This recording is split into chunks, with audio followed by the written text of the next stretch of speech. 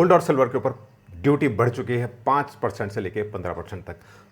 2 दिन पहले मोदी जी ने कहा था कि भाई गोल्ड 1 साल तक आपको नहीं खरीदना है, ट्रांसपोर्ट कम यूज़ करना है, पब्लिक ट्रांसपोर्ट यूज़ करना है और वर्क फ्रॉम होम करना है।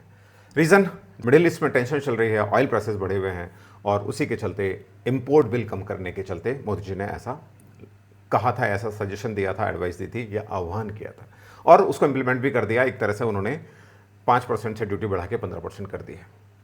अब लेकिन इस हर चीज़ के ना काउंटर इम्पैक्ट भी होते हैं। रेट ऑफ रेवेन्यू इंटेलिजेंस उनका कहना है, यानी कि डीआरआई का कहना है कि यदि गोल्ड के प्राइसेस बढ़ेंगे, क्योंकि ड्यूटी बढ़ी है, प्राइस बढ़ेगा तो स्मगलिंग बढ़ेगा।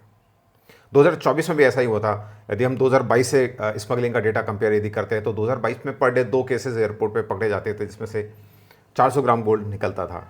और 2024 में 22 के कंपैरिजन में 2024 में वो केसेस हो गए 16 केसेस और 10 kilogram gold per day all over India airports पर पकड़ा जाने लगा। और तो ये इसका काउंटर इम्पैक्ट है।